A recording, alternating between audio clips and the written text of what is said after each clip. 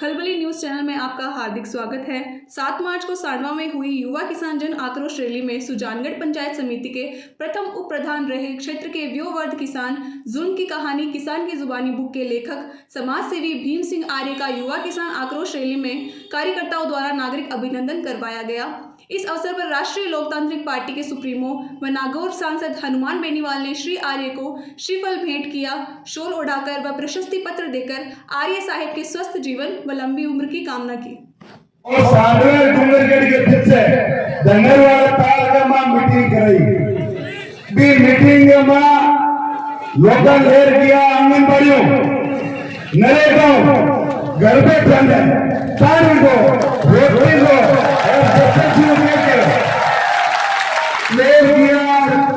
मुख्यमंत्री अशोक गहलोत जी भाई हाथ में 70% लोगों में बाकी आगे ज्यादा पर 70 को कह दिया 70% आदमी माई घाट में ले खड़े हो गए आदमी से भी हो गया कोई तो कैसे एक जिंदगी नहीं। और दूसरी तरफ पूरे राजस्थान में नहीं पूरे भारत का राज्य हनुमान बेनीवाल जगह को 5 दिन पहले अपन एक सूचना मिली कि 7 तारीख ने सांडोर में एक रैली है गाँव 80% लोग रोड के बिना पर लाडू आदमी हो तो भय काम लो और मदद और तीसरी तरफ बीजेपी जखीर में इतने भयंकर जोड़ है कि वो सतीश मानिया के मेरे मुख्यमंत्री की आम करो जन गवर्नर निकलो और बिना मैडम के मेरी आम करो जन निकलो अब फूटा खोलेंगे हाथ तो कौन मिले अब तो हाँ जनता में नेता थे जो वोट हमारे लेते और जीतने के बाद कहते कि चूरू में बावड़ा है कोई जगह जीत के आ जाओ ये और कहते जयपुर और दिल्ली के अंदर बैठ के भाइयों इस सील को इस जो अपने को कहते हैं ना कि इनके वोट तो हम इनको लड़ा के और बावड़ा बना के ले लेते इस बात को इस बार खत्म करना है। सुजानगढ़ से संदेश देना है देश के अंदर कि सुजानगढ़ की धरती साला सरबालाजी महाराज की धरती ये वीरों की धरती है। या कांग्रेस और भारतीय जनता पार्टी जिनका मिला जुला खेल है वसुंधरा और गहलोत ने 22 साल मिलकर इस राजस्थान को लूटा है। हमें तीसरी ताकत चाहिए। हम हमारे भाई की पार्टी के साथ है जिसका चुनाव चिन्ह बोतल है वो राजस्थान को बचाने के लिए निकला है। भाइयों मेरा किसी से भेदभाव नहीं है। मैं भी चाहता अभी हवाई जहाजों में हेलीकॉप्टरों में बड़े बड़े चार्टर खरीद लेता अगर मुझे पैसा कमाना होता। 1977 के अंदर पिताजी एमएलए बने जिन लोगों के घर में एक बार प्रधानमंत्री होता है वो भी करोड़पति हो जाते हैं। हम हमारा गुजारा कैसे चलाते हैं या तो मैं जानता हूँ या मेरे आसपास रहने वाले 100 लोग ये जानते हैं कि हनुमान बेनीवाल का दिल तो बड़ा है लेकिन उसके पास पैसा नहीं है। वो चाहता ही है खैर गरीब की मदद हो। भाइयों मैंने पढ़ लिया कि जब तक किसान के बेटे को असली मुख्यमंत्री राजस्थान का नहीं बनाऊंगा जब तक किसानों के हाथ में सत्ता नहीं होगी हनुमान बेनीवाल मंत्री नहीं बनेगा। मंत्री पदों को राजस्थान में ठोकर मारी दिल्ली में ठोकर मारी और आपकी सत्ता में कब्जा कराने के लिए रातों को नहीं करती। आपको पता होगा कि जो संघर्ष हनुमान बेनीवाल के खाते के अंदर आया है इसमें चूरू जिले की सबसे बड़ी भूमिका है। चाहे राजनीतिक रूप से देख लो चूरू के नेताओं से झगड़ा हुआ और हनुमान सड़क पर आया। हमारे समाज के बच्चों के सीने में जब गोली मारी गई तब दूसरे नेता छुप गए थे बिलों के अंदर। अकेला हनुमान बेनीवाल इस किसान कौम और अपने कौम के मान और सम्मान की लड़ाई लड़ रहा था और उन अपराधियों को हार्डकोर अपराधियों को जो हवा में चलते थे उनको ऊपर का रास्ता दिखाया। तो उसमें भी हनुमान बेनीवाल के संघर्ष का ही परिणाम। हनुमान बेनीवाल के घर पे जो आ जाता है वो उसकी जाति नहीं पूछता वो पूछता है काम क्या है। और एक बात जरूर पूछता हूँ कि आ तो जाऊंगा आंदोलन करने लेकिन मुझे कहीं छोड़ के बीच में मत भाग जाना। मैं कई जगह जाता हूँ देखता हूँ कि मैं तो आंदोलन करने के लिए बाहर बैठ रहता हूँ अंदर ही गुपचुप होके और अंदर सेटलमेंट करके चल जाते हैं। तो मैं ये जरूर गारंटी लेता हूँ कि भाई मुझे बुलाओ तो कम से कम बात पूरी करके ही उठेंगे सरकार को झुका के उठेंगे। इसलिए जहां भी मैं गया हूँ आज तक किसी आंदोलन के अंदर हार नहीं हुई। और भाइयों 13 से 18 के अंदर जब कांग्रेस और भारतीय जनता पार्टी ने आपस में गठबंधन कर लिया था 21 कांग्रेसी वसुंधरा के घर हाजिर देने के लिए जाते थे और विधानसभा में वो अपनी नेता वसुंधरा को मानते थे, तब अकेला व्यक्ति राजस्थान को बचाने के लिए लड़ता था। राजस्थान की विधानसभा में वसुंधरा जब भी बोलती तो हनुमान बेनीवाल अपनी सीट पर खड़े होकर बोलता कि तुम भ्रष्टाचार की देवी हो, नीचे बैठो, मैं तुम्हें नहीं बोल दूंगा। और ये आपने देखा, इसकी वजह से कई बार मुझे राजस्थान की विधानसभा से बाहर निकाला, कई बार मार्शल ने पकड़ के ले जाते, कई बार सस्पेंड किया, लेकिन मेरे हौसले को पस्त नहीं कर सकी सरकारें। मैंने कहा मैं मेरे भाइयों को न्याय दिलाऊंगा। मैं कौन सी लड़ाई लड़ूं जिससे लोग 36 कौम का नेता मुझे कहे, लोग ये कहे कि हनुमान राजस्थान को बचाने के लिए निकला है। भाइयों, मैंने कहा रोड टैक्स लेते हो, सेस लगाते हो, तो टोल टैक्स किस बात का? टोल फ्री राजस्थान हो। ये मामला कांग्रेस भाजपा ने नहीं उठाया, हनुमान बेनीवाल ने। हुकार नागौर की धरती से भरी थी और बाड़मेर, सीकर, बीकानेर पहुंचा, उससे पहले स्टेट हाईवे राजस्थान की सरकार ने स्टेट हाईवे टोल फ्री कर दिए थे। टोल मुक्त राजस्थान की बात करी, फ्री बिजली की बात करी, बिजली उत्पादन के अंदर शीघ्र हम विंड एनर्जी, सोलर एनर्जी का उत्पादन कर रहे हैं। उसके बाद हम 1 नंबर पर पहुंच जाएंगे। जब हम बिजली उत्पादन में नंबर 1 पे आ रहे हैं तो किसानों से किस बात का पैसा ले रहे हो? 7-8 हजार करोड़ का रेवेन्यू अलग से देना होगा। 20,000 करोड़ तो सरकार अकेले दारू से कमाती है, दारू से। तो भाइयों, मुफ्त बिजली राजस्थान के किसानों को मिले, इससे टोल फ्री राजस्थान हो, संविदा कर्मियों को नियमित किया जाए और दोनों पार्टियों को बेरोजगारी भत्ता भी याद दिलाया तो हनुमान और राजस्थान के किसानों की हुकार है। पार्टियों को बेरोजगारी भत्ता याद दिला दिया, बेरोजगारी भत्ता मिल नहीं रहा है, याद दिलाया क्या जरूर है। मुख्यमंत्री जी भी बजट के अंदर ऐसी घोषणाएं कर रहे थे जैसे 2 दिन के अंदर राजस्थान बदल जाएगा, हर घर को सोने के छज्जे लग जाएंगे। मैं इसकी भी घोषणा करता हूँ। अरे घोषणाओं से होगा क्या? 70 साल में घोषणाएं तो हो रही है। अभी हमारे बाद होगा चुनाव, सारी जगह तो उपचुनाव नहीं होते, आप जानते हो ना। उपचुनाव जब किसी की मौत होती है तब होते हैं। ये तो सुजानगढ़ क्षेत्र के अंदर मास्टर जी का जो देहांत हुआ, इसके उन्होंने श्रद्धांजलि अर्पित की। अभी बहुत लड़ा के थे लंबे समय तक और लड़ते हो आगे, लेकिन कुदरत को जो मंजूर होता है वही हुआ। लेकिन भाइयों, मुझे बता दो कि मास्टर जी और मास्टर जी के बेटे में कितना फर्क है? रात और दिन का फर्क है कि नहीं है? कहीं उसके हाथ में आप यहाँ विधायक बना के दे दोगे तो सुजानगढ़ के भी चर्चे ऐसे चलेंगे जैसे हमारे नागौर में भानु मिर्जा MP हुआ था, उसके चर्चे चलते थे। ध्यान है आपको? भानु मिर्जा के बारे में सुना होगा ना आपने, मंच पे ही कर देता था। तो भाई ऐसे चर्चे हमें नहीं चलाने। और दूसरी, कोई मुझे कह रहा था कि पिछली बार कुछ नौजवान हम मेरे पास आए सुजानगढ़ के कि साहब, मैंने कहा उसको RLP से लड़ाओ। वो सरोज थे ना, लड़ी थी, क्या नाम था पिछले? राजू नाइक है। अच्छा, उसको मैंने कहा भाई RLP से लड़ाओ, तो बोला RLP से नहीं लड़ाएंगे, हम तो आपके नाम से लड़ाएंगे। अरे मैंने कहा मेरे नाम से मत लड़ाओ, वो तो पूछाराम जी के नाम से लड़ाओ, मेरे नाम से क्यों लड़ा? वो पूछाराम जी के नाम से लड़ाया और पूछाराम जी को मैंने कहा आप RLP का टिकट ले लो। बोले नहीं नहीं, हम तो निर्दलीय जीतेंगे, मंत्री बनेंगे। दोनों बन गए मंत्री एक साथ, देखा आपने? लेकिन भाइयों, तुमने उसको वोट दिया था कांग्रेस और भारतीय जनता पार्टी के खिलाफ, दिया था नहीं दिया था? आपके वोट बेच के कहाँ चली गई वो? कौन सी पार्टी ज्वाइन करी उसने? BJP। और पूछाराम जी कहाँ चले गए? कांग्रेस में। कोई किसी के चक्कर में चढ़ने की जरूरत नहीं है, वो अपनी बात पे नहीं है। इसलिए आपको अपनी बात पे रहना है, और आप अपनी बात पे नहीं रहोगे तो संस्कृति खत्म हो जाएगी, सारी व्यवस्था खत्म हो जाएगी। और व्यवस्था परिवर्तन की लड़ाई लड़ने के लिए दोबारा कोई हनुमान आपके बीच नहीं आएगा। सुजानगढ़ की सीट जिता के नरेंद्र मोदी को संदेश दे दो। ये तो टेलर है, तभी इसकी पिक्चर बाकी है। तीनों प्रेसिडेंट मैं आपके बीच कह के जा रहा हूँ कि सुजानगढ़ की सीट जिता देना, कांग्रेस और भारतीय जनता पार्टी की आंखें खुल जाएगी, उनका दिमाग ठीक हो जाएगा। ऑफिसों के अंदर बैठ के जिस तरह वोट हो रहे, इस जाति के इतने वोट हमें इतने प्राप्त हुए, इतने नहीं हुए। अरे वो तो ठीक है, लेकिन नौकरी कितनी लगाई सुजानगढ़ में? कौन सा नहर का पानी ले आए सिंचाई का? अभी नाइक साहब कह रहे थे सिंचाई का नहर का पानी अगर सुजानगढ़ की धरती पे आ जाता, बलदेव जी के इलाके में, सरदार शहर के अंदर, तारानगर के अंदर पूरा चूरू चारों तरफ से पानी से घिरा हुआ है। लेकिन चूरू जिले के अंदर सिंचाई के साधन नहीं है, चूरू के अंदर भी नहीं है। आप वोट डालते हो। मैंने आपको क्या कहा, हमारी संख्या ज्यादा है, लेकिन चंदनमल वेदिया का नेता था, भंवरलाल शर्मा के नेता है, भाबड़ा भैया के नेता थे, कई ऐसे नेता हैं जिनके समाजों की संख्या तो 5,000, 8,000, 9,000 है, लेकिन एमएलए बार बार बनकर चुनौती भी देते, हमें हरा के दिखा देना। भाइयों, मुझे तो गुस्सा आता है, इसलिए बाहर हो गया। क्या तुम्हें कभी गुस्सा नहीं आता क्या इस क्षेत्र के लोगों को? आता है क्या? आता तो दिखा दो चमत्कार इसमें।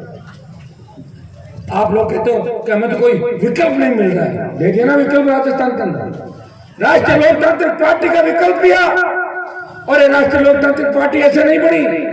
हुंकार रैलियों के माध्यम से, किसानों का आशीर्वाद, जवानों के संघर्ष बलिदान और उनकी हुंकार से आरएलपी का गठन हुआ। आरएलपी के गठन के समय मैंने एक बात कही थी कि देश के किसानों को, जवानों को जब मेरी जरूरत पड़ेगी तो मैं गठबंधन मोदी के साथ कभी भी तोड़ दूंगा। और भाइयों, मैंने गठबंधन तोड़ दिया, सिर्फ आपके लिए गठबंधन तोड़ा। लोग तो मंत्री बनने के लिए पता नहीं क्या क्या कर लेते, भाई भाई आमने सामने लड़ लेते। सगे भाइयों के सामने चुनाव लड़ते भी राजस्थान के अंदर आपने देखा होगा। सगे भाई लड़ लिए तो लड़के उनके साथ नहीं बैठना चाहिए, एक ही साथ एक थाली में खाना खाते हैं। इससे ज्यादा पब्लिक को क्या बेवकूफ बनाओगे आप बताओ? भाइयों, अब आपका लक्ष्य और निशाना एक ही रहना चाहिए कि 23 में राजस्थान की सत्ता के शिखर पे मुख्यमंत्री हमारा बनाए। और एक बार अगर राज के मजे आपने ले लिए और सीएम आपका बन गया तो भ्रष्टाचार भी खत्म हो जाएगा, अपराध भी खत्म हो जाएगा। रात को 12 बजे भी हमारी बहन बेटियां सड़क पर निकलेगी, वो ऐसे आजाद घूमेगी जैसे अपने परिवार के बीच घूम रही है। किसी तरह का डर और भय उनको नहीं होगा, क्योंकि जितने भी बदमाश है वो बंगाल की खाड़ी के अंदर भाग जाएंगे और वापस राजस्थान की तरफ नजर भी नहीं आएंगे। लेकिन उसके लिए राष्ट्रीय लोकतांत्रिक पार्टी की सरकार आपको बनानी होगी। सरकार बनाने वाले जिले कौन से? जहाँ सबसे ज्यादा हमारे वोट है, तो आरएलपी की तरफ बढ़ने वाले वोट है। बाड़मेर, नागौर, सीकर, चूरू, झुंझुनू, हनुमानगढ़, गंगानगर, जयपुर, अजमेर, भीलवाड़ा, चित्तौड़, भरतपुर, अलवर, टोंक। यहाँ मजबूत हो जाओ, शेड्यूल कास्ट के लोग भी आ जाएंगे, मुसलमान भी तैयार है, यादव, गुजर, मीणा सब तैयार है राजस्थान का। हमने तो गठबंधन किया था डॉक्टर साहब और हमने मिलकर, लेकिन पता नहीं डॉक्टर साहब वापिस वसुंधरा की झांसा में कैसे आ गए। लास्ट उम्र के आखिरी पड़ाव के अंदर वसुंधरा ने डॉक्टर साहब को अपने झांसे में लेके वापिस लगी। तो भाइयों, मेरा करा जो मैनेजमेंट हमारा था उसमें गड़बड़ हुई, लेकिन हनुमान बेनीवाल रुका नहीं, झुका नहीं। और देखिए, पूरी जवानी 2003 से लेके 2023 तक जवानी के 20 साल आपकी सेवा में समर्पित कर दिए। बच्चे छोटे हैं घर पे, उनके पास जाने में कई बार 15-15 दिन लग जाते हैं, लेकिन मैं उन बच्चों को ये कहता हूँ, बेटा मैं आ जाऊंगा, तुम्हें खिलाऊंगा। मुझे राजस्थान के इस किसान कौम का कर्ज चुकाना है कि उन्होंने विपरीत परिस्थितियों को अनुमान करना। भाइयों, उठो, अपनी खुद के लिए नहीं लड़ रहा है। मैंने ये भी कहा था कि दूल्हा मजबूत हो तो बाराती भी बन जाऊंगा, लेकिन दूल्हा मजबूत होना चाहिए। मजबूत दूल्हा मुझे राजस्थान का नजर नहीं आ रहा है। मुझे तो ऐसे मजबूत लोग भी नहीं दिख रहे हैं। 6-6 घंटे में अपने बयान बदलते हैं, 12 घंटे पहले गहलोत को गाली देते हैं और 12 घंटे बाद उसी के हेलीकॉप्टर में उसकी मिजाज कुर्सी करते हुए नजर आते हैं। हेलीकॉप्टर में बिठा लो, इसी राजी हो जाते हैं। भाइयों, मैं तो किसान का बेटा, किसी उद्योगपति ने मुझे फाइनेंस नहीं किया। अगर पैसा ही हमारे पास होता 25 एमएलए आ जाते मेरे राजस्थान के अंदर पिछली बार। मैंने मेरे लोगों की चिंता भी करी, कई जगह बदमाशों को हराना चाहता था, कई जगह किसान के बेटों को, दलित के बेटों को, मेघवाल नाई समाज के लोगों को आगे लाना चाहता था। इसलिए मेरी पार्टी की संख्या कम रही, 3 विधायक जीते। और बसपा जो दलितों की पार्टी कहती है अपने आप को, बसपा का एक भी शेड्यूल कास्ट का विधायक नहीं जीता। मेरे 3 में से 2, एक बावरी समाज की इंदिरा बावरी और मेघवाल समाज से पुखराज कर 2 शेड्यूल कास्ट के विधायकों को लेकर राजस्थान की विधानसभा किसी का ऐतरी प्रताप सिंह खाचरियावास परिवहन घोटाले के अंदर अरबों रुपए खा गया। भारतीय जनता पार्टी के नेताओं ने बयान तक नहीं दिया। इससे ज्यादा मिलाजुली का खेल खेला होगा राजस्थान के अंदर। राष्ट्रीय लोकतांत्रिक पार्टी के 3 विधायक बेल में बैठे और हनुमान बेनीवाल ने दिल्ली तक ताल ठोकी। सीबीआई जांच होनी चाहिए, लेकिन जांच कराएगा कौन? ऊपर भी सेटिंग है, नीचे भी सेटिंग, इस सेटिंग को कैसे तोड़ोगे? खुद का राज बना लो। मैं आपको भरोसा दिलाता हूं कि सरकार बना लो और 48 घंटे के अंदर जितने भी भ्रष्टाचारी, पापी और अपराधी हैं, वो राजस्थान की सीमाएं छोड़ के पैदल राजस्थान छोड़ के भाग जाएंगे, इतना मैं विश्वास दिलाता हूं। लेकिन उसमें सुजानगढ़ की सीट भी चाहिए, रतनगढ़ भी सीट चाहिए। चिंता मत करो कि पूछी को कहीं हुई तो उसकी सबने एक दिन जाना, ऊपर जाना, सब लोग उसका क्या होगा? अब तो ये चिंता करो कि हनुमान बेनीवाल का क्या होगा, जिसने सत्ता को ठोकर मार के पूरी जवानी किसान, दलित और समाज के लिए समर्पित किए। ये अगर चिंता करोगे तो निश्चित रूप से सारी बातें आपकी मानी जाएगी। आज जयपुर का बड़ा दुर्भाग्य कि आरपीएससी के अंदर जिसकी बहुत बड़ी साख देश के अंदर हुआ करती थी, ऐसे चोर को ले जाके बिठा दिया जिसने हमारे फोन टैप किए थे भूपेंद्र यादव को, जो डीजी था राजस्थान का। आपका दूसरा बीएस जाता हूँ भागा, 13 भर्तियों के पेपर लीक हुए, बच्चा अटके। संविदा कर्मी नियमित होने के लिए सरकार तब टकटक लगा के देते, कब विधानसभा आएगी, कभी कोई मंत्री कोई बयान दे देता, कभी कोई मंत्री कोई बयान दे देता। बच्चों की इच्छा, अरमान मन के अंदर रह जाते। बच्चे हमारे पास आते हैं, बेटा नौकरी के लिए इतने क्यों परेशान हो रहे हो? हमारी कौन सी नौकरी लगी है, संगत करो। बोले साहब नौकरी नहीं लगी तो सगाई छूट जाएगी, नौकरी के नाम से तो सगाई नहीं है हमारी। और ये बात भी सही है भाई, बात तो सही है कि संविदा में लगे लोग सोचते नौकरी लगे फटाफट रिश्ता करके फ्री करो। आजकल क्या कि पुराने जमाने में तो रिश्ते दूसरे तरीके से देखे जाते थे, आजकल तो नौकरी वाला दामाद होना चाहिए। और हर आदमी चाहता है कि नौकरी वाला होगा तो मेरी बेटी भी सुख पाएगी। वो अपनी जगह सही है, लेकिन सरकार ये थोड़ी सोचती है। मैं तो आपको इतना भरोसा दिलाता हूँ कि राष्ट्रीय लोकतांत्रिक पार्टी इस प्रदेश की आन बान शान को बचाने के लिए 36 कौम को साथ लेके एक नए राजस्थान के निर्माण के लिए हमेशा तत्पर है, कटिबद्ध है। हिंदुस्तान की सबसे बड़े पंचायत के अंदर अगर ईस्टर्न कैनाल का मुद्दा किसी ने उठाया, उन 13 जिलों की भरतपुर, अलवर, धौलपुर, दौसा से लेकर तो तमाम 13 जिले उस सिंचाई परियोजना को राष्ट्रीय परियोजना घोषित करके उन 13 जिलों के अंदर सिंचाई की व्यवस्था करे। ये मुद्दा हनुमान बेनीवाल उठाता है। मैं कहता हूँ कि राजस्थान को विशेष राज्य का दर्जा मिले। अरावली की पर्वतमालाएं, चंबल के भीड़, रेगिस्तान का मरुस्थल और भारत पाकिस्तान की सीमाएं, ट्राइबल बेल्ट, सूखे इलाके, मैदानी इलाके, राजस्थान वो सारे मापदंड पूरे करता है जो विशेष राज्य के लिए आवश्यक है। लेकिन भाइयों, राजस्थान की पैरोकारी यहाँ के नेताओं ने नहीं करी। कोई मोदी जी की जय बोलता है और कोई सोनिया की जय बोलता है, इस राजस्थान की जय कोई नहीं बोलता।